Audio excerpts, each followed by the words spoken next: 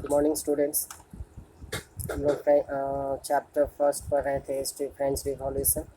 Beginning हो गया था। अब हम लोग पढ़ेंगे आगे आउटब्रेक ऑफ रिवॉल्यूशन, कैसे उसका आउटब्रेक हुआ, अलग अलग पार्ट्स में वो फैला। स्टार्ट करें। लुइस 16, जैसा कि पीछे बताए थे, was the king of France during that period and उसने जो है टैक्सेस बढ़ाए। क्या कारण था बढ़ाने का वो हम आपको बता चुके हैं। फूड का शॉर्टेज हो गया था, अनएम्प्लॉयमेंट बहुत सारे रीजन्स थे।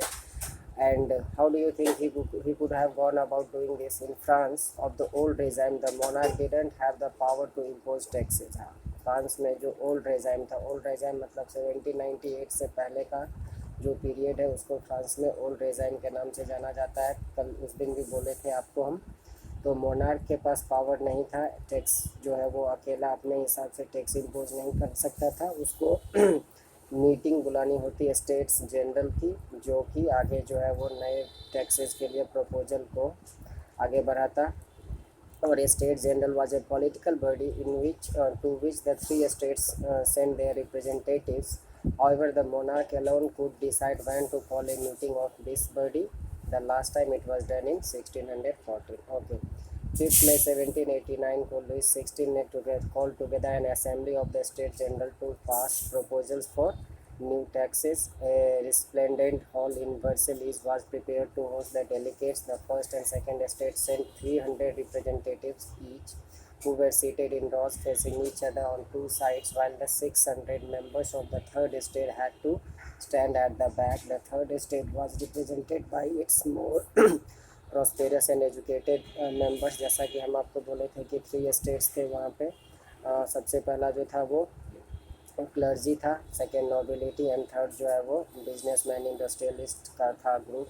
एंड सबसे ज़्यादा प्रॉब्लम जो है इन्हीं लोगों को था, क्योंकि इन्हीं को सारा टैक्स जो है वो बियर करना पड़ता था। Peasants, artisans and women were denied entry to the assembly. हाँ, 2 ही स्टेट्स के लोगों को जो है एंट्री दी गई। Their grievances and demands were listed in some 1,000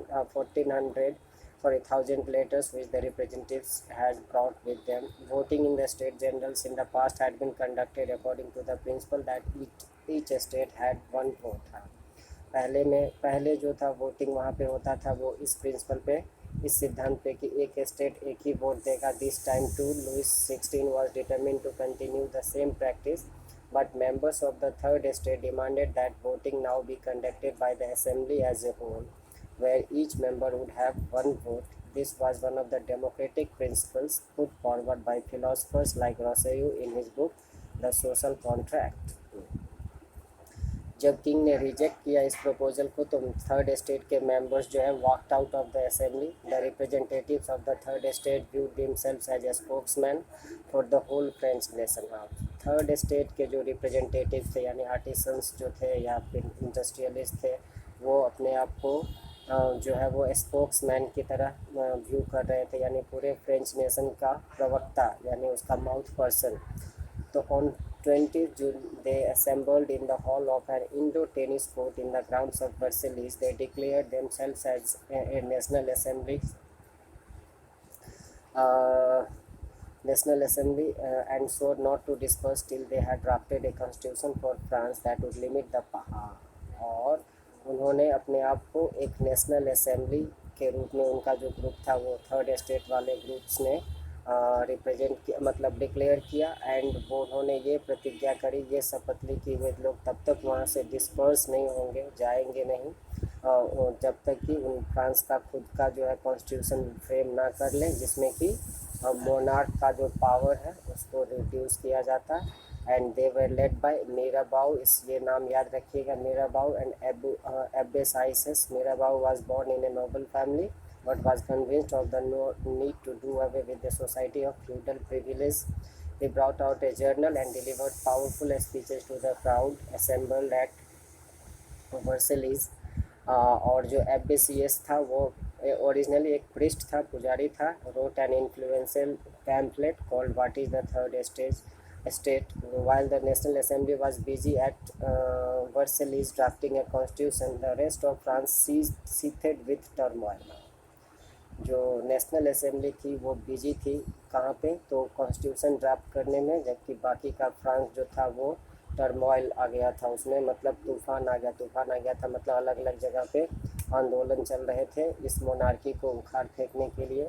तो एक विंटर जो था उसी साल जो है ठंड बड़ी ज़ोरदार पड़ी। नतीजा ये हुआ कि हार्वेस्ट इस साल भी ख़राब हुई, फसल, प्राइस ऑफ ब्रेड वो भी बढ़ गया। And often breakers exploited the situation. हाँ, और जब कोई चीज़ की किल्लत होती है तो जो होर्डर्स होते हैं, जो जमाखोर होते हैं, जो चीज़ों को जमा करके रखते हैं, वो जो है अपना फ़ायदा देखने लगते हैं। तो वहाँ भी वही चीज़ हुआ, जो ब्रेड के दाम बढ़े तो बेकर्स ने जो है सिचुएशन को एक्सप्लॉइट करने की कोशिश करी, यानी उस सिचुएशन को अपने एडवांटेज के लिए यूज़ करने की कोशिश करी।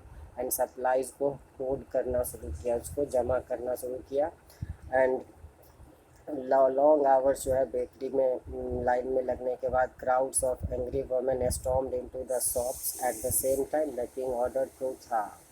तो क्या हुआ कि काफ़ी लंबे समय तक क्यूज़ में लगने के बाद, बेकरी के दुकानों में लगने के बाद वोमेन जो थी उन्होंने क्या किया, तो शॉप्स पे धावा बोल दिया। और उसी समय eight the same time king ने ऑर्डर किया ट्रूप्स को, अपने सोल्जर्स को, मूव इनटू पेरिस। एंड 14 जुलाई को agitated crowd stormed and destroyed the Bastille in the countryside.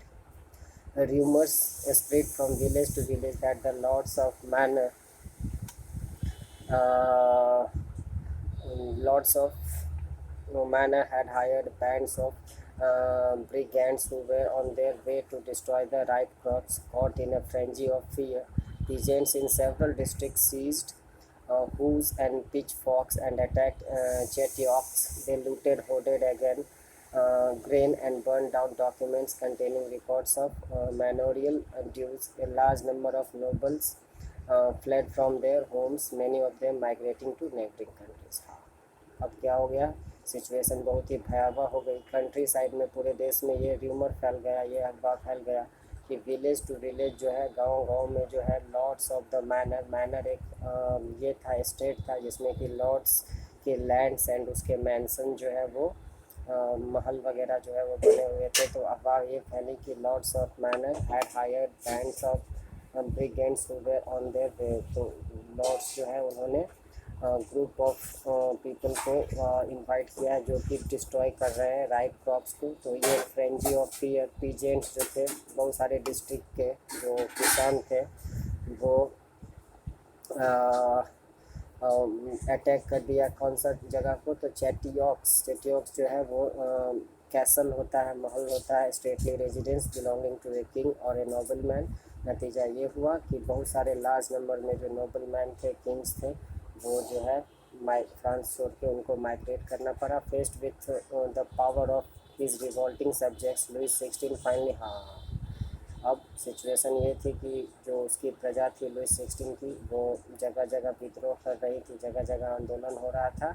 तो फाइनली लुइस 16 को जो है एक्सेप्ट करना पड़ा, क्या चीज़ को, नेशनल असेंबली की को मान्यता देना पड़ा। एंड एक्सेप्टेड द प्रिंसिपल, और ये सिद्धांत को एक्सेप्ट किया कि powers would from now on be check by a constitution. और उस समय से किंग जो है वो इस बात पे सहमत हुआ, नेशनल असेंबली को मान्यता मिली और किंग के पावर को चेक करने के लिए, उसको कंट्रोल करने के लिए कॉन्स्टिट्यूशन की स्थापना हो गई। And on the night of 4 August 1789 the assembly passed A decree, एक जो है घोषणा पत्र, डेक्री जारी हुआ, अनाउंसमेंट जारी हुआ, जिसमें कि फ्यूडल सिस्टम मतलब 1789 से पहले का जितना भी मोनार्की से रिलेटेड सिस्टम था वो ख़त्म हो गया, टैक्सेस ख़त्म हो गए। एंड मेंबर्स ऑफ द, और जो है पहले जो नहीं था, पहले क्या था, तो थर्ड स्टेट वाले को ही टैक्स वगैरह देना पड़ता था। तो अब क्लर्जी के जो मेंबर्स थे, यानी सबसे टॉप जो स्टेट था, उसको भी जो है वो मतलब ये क्या क्या बोलते हैं उसको, सारे प्रिविलेजेस जो थे वो ख़त्म कर दिए गए। And tithes were abolished and lands owned by the church were confiscated. As a result, the government acquired assets worth at least 2 billion livres. Okay, the constitution of और फाइनली फ्रांस क्या बोलता है, becomes a constitutional monarchy. National Assembly completed a draft of the constitution in 1791 its main object was to limit the powers of the monarchy. जब अगर पूछेगा what was the objective of national assembly, तो इसका main objective ये था कि king के monarch के जो पावर है उसको लिमिट किया जाए। These powers, instead of being concentrated in the hands of one person, were now separated and assigned to different institutions. The legislator हाँ, जैसा कि भारत में है अलग अलग लेवल पे पावर शेयरिंग, जो 10th में आप लोग पढ़ोगे, तो ठीक वैसा ही क्या हुआ, तो पावर जो एक व्यक्ति के हाथ में, किंग के हाथ में जो सारा पावर था उसको जो है कंसंट्रेशन ख़त्म किया गया एंड उस पावर को अब सेपरेट कर दिया गया एंड डिफरेंट बॉडी में, लेजिस्लेटर में, एग्जीक्यूटिव में एंड जुडिशरी में उस पावर को डिवाइड किया गया। अब तुम यहाँ नीचे पिक्चर के थ्रू देख सकते हो कि कैसे डिवीजन ऑफ पावर हुआ, ठीक है।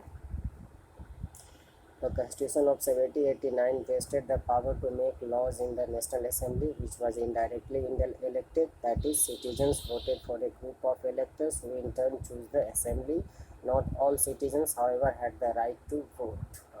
1791 का जो कॉन्स्टिट्यूशन था वो vested the power to make laws in the national assembly which was directly elected. That is citizens जो है वो ग्रुप ऑफ इलेक्टर्स को वोट देते थे जो कि बदले में असेंबली का निर्माण किए थे। नॉट इन अच्छा, सारे सिटीजन्स को अधिकार भी नहीं था वोटिंग का। Only man above 25 years of age who paid taxes equal to at least 3 days of laborers wage were given the status of active citizen, that is they were entitled to vote।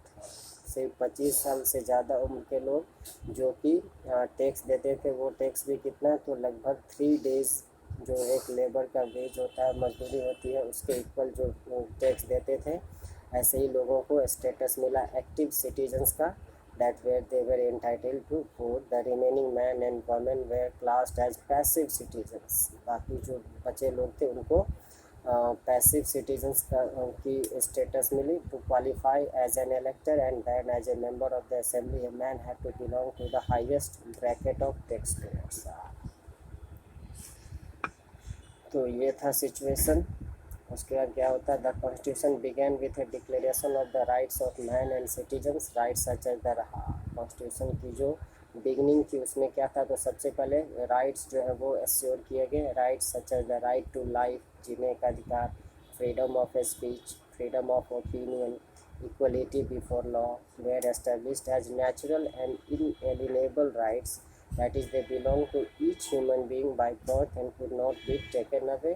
It was the duty of the state to protect each citizen's natural rights। सही मायने में democracy, सही मायने में लोकतंत्र यही होता है।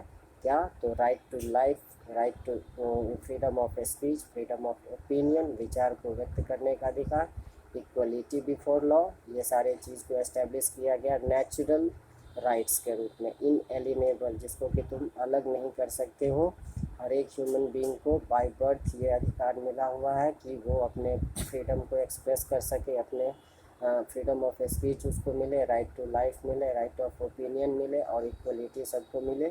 और ये it was the duty of the state, ये स्टेट की ड्यूटी थी कि हर एक सिटीजन के राइट को प्रोटेक्ट किया जाता।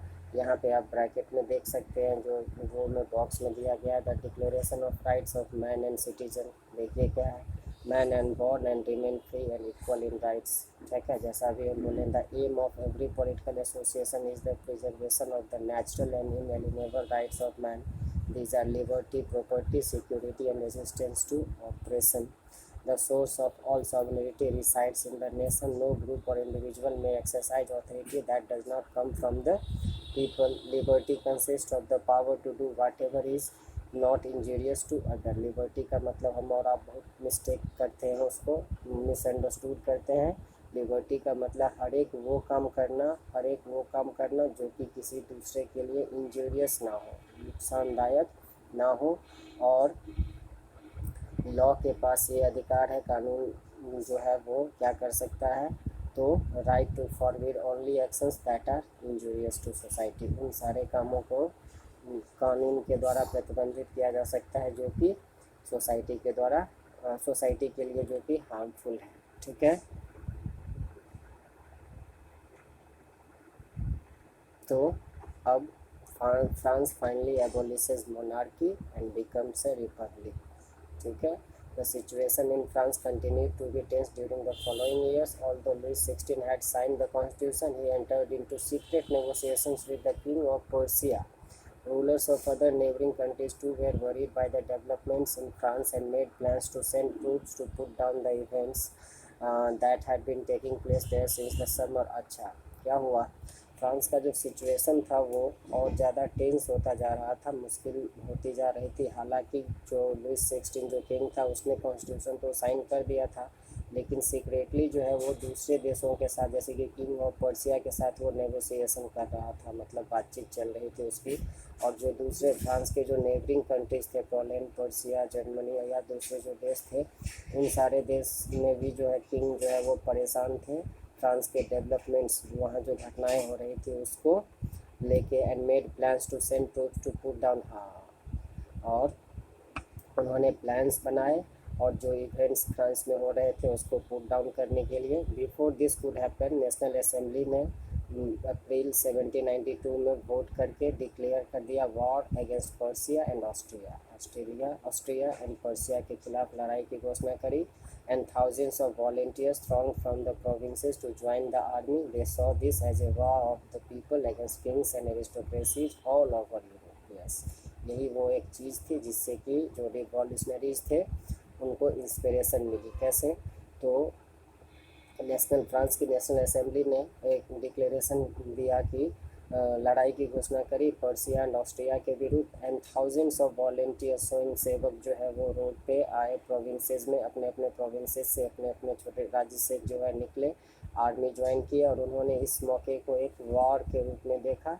वॉर किसके खिलाफ? किंग्स एंड एरिस्टोक्रेसी, यानी पूरे यूरोप के जो राजाओं महाराजाओं का शासन था और एरिस्टोक्रेसीज थी उसके खिलाफ एक जंग के तरह उन्होंने देखा आंदोलनकारियों ने। और पैट्रियोटिक सॉन्ग्स वगैरह जो है वो कंपोज किए गए। ठीक है। The revolutionary Wars brought losses and economy, हाँ, इससे क्या हुआ? जो लड़ाई हमेशा डिस्ट्रक्शन ही होता है, लड़ाई का जो रिजल्ट होता है हमेशा जो है मुश्किलें और बर्बादी ही लेके आता है। तो लॉसेज हुए, इकोनॉमिक डिफिकल्टीज आए। while the men were away fighting at the front, women were left to cope with the task of earning a living and looking after their family। हर एक घर से जो पुरुष सदस्य थे वो तो फ्रंट पे लड़ाई कर रहे थे बदले में, और यहाँ वुमेन जो थी घर में, उन पे सारी जिम्मेदारी आ गई अर्निंग के लिए एंड अपने फैमिली को देखभाल करने के लिए। Large section of population were convinced that the revolution had to be carried further, as the Constitution of 1791 gave political rights only to the richer sections of society।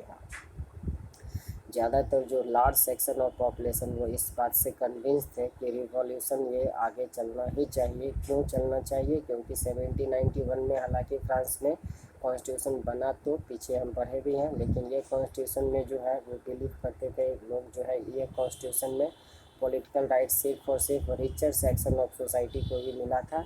Political clubs जो है एक important rallying point for people who wish to discuss government policy and plan their own forms of action. The most successful of these clubs was that of the Jacobins. उस समय के political club जो है वो favourite hot spot बन गए लोगों के लिए, जहाँ पे वो चर्चा करते थे, सरकार की नीतियों की आलोचना करते और अपना प्लान बनाते कि आगे हम सरकार का कैसे विरोध करेंगे। इसी में जैकोबिन जो है वो मतलब सक्सेसफुल एक क्लब के रूप में जाना जाता है। Which gots its name from the former convent of saint Jacob in Paris.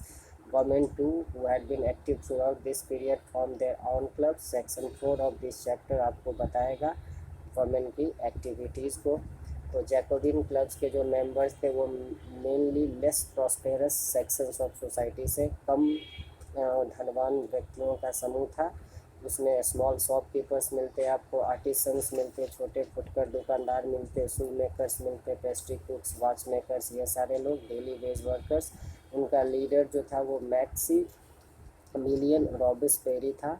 A large group among the Jacobians decided to start wearing long striped trousers similar to those worn by dock workers। This was to set themselves apart from the fashionable। उन्होंने एक नए type का dress पहनना शुरू किया।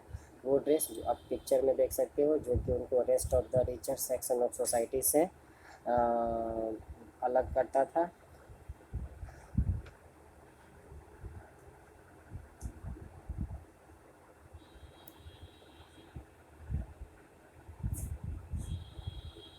ठीक है, उसके बाद it was a way of proclaiming the end of the power wielded by the wearers of knee breeches. So, these Jacobins came to be known as the Sans-Culottes, literally meaning those without knee breeches. Sans-Culottes man wore in addition the right cap. Okay, ठीक है. Women, however, not to allowed to do so. ठीक, I think यहीं तक रहने दे. अगले class में फिर हम आगे का पार्ट पढ़ेंगे. वुमेन एज ए रिवॉल्यूशनरी, वो इम्पोर्टेंट है, उसको हम आगे पढ़ेंगे. ठीक है, thank you very much, have a nice day.